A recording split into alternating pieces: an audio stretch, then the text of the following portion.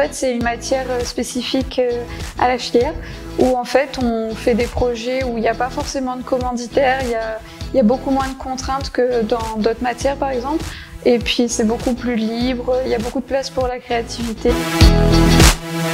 Alors pour Youpla Boom, en fait, il fallait réaliser une vidéo d'environ 1 minute ou un peu moins en utilisant la technique du stop motion. Il fallait mettre en scène un univers un peu abstrait. On avait plusieurs thèmes en fait. Moi j'ai choisi la métamorphose. Il y avait aussi la réaction en chaîne, la disparition et l'envahissement. Alors l'objectif déjà c'était de s'initier à la technique du stop motion, s'initier à la prise de vue, du coup parce qu'on a dû faire plein de photos. Alors le stop motion en fait c'est une technique de vidéo où en fait on prend plusieurs photos et c'est la succession de photos qui crée une impression de mouvement. Du coup le résultat est plus ou moins saccadé selon le nombre de photos. Personnellement, je me suis inspirée de l'univers scolaire, l'équerre, un crayon papier, un trombone, enfin voilà.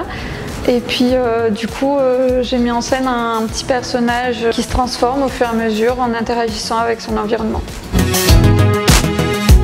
Tout d'abord, on a dû réfléchir en groupe au storyboard, c'est-à-dire l'enchaînement des scènes, qu'est-ce qu'on va montrer. Ensuite, on a dû commencer les prises de vue. On a tout placé, on a préparé la pâte, on a préparé le setup, la caméra, les réglages.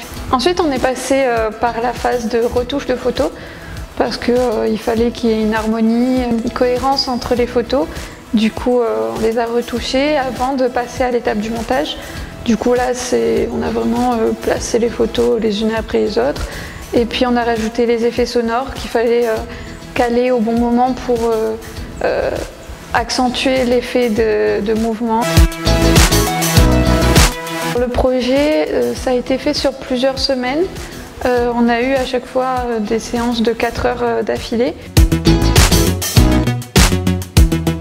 Du coup, comme aspect positif, j'ai trouvé ça très marrant, très amusant. C'était un projet un peu libre, un peu loufoque, un peu absurde. En termes de difficultés rencontrées, on a eu beaucoup de problèmes techniques par rapport au changement de luminosité, du fait qu'on a tourné sur plusieurs jours. Du coup, il n'y a pas la même luminosité sur chaque photo et puis de devoir tout bouger tout le temps, c'était assez éprouvant.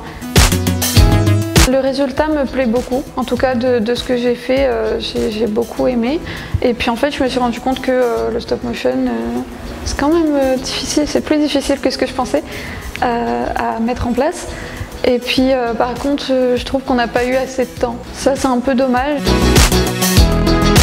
Grâce à ce projet, déjà j'ai appris comment fonctionne le stop motion, j'en avais jamais fait.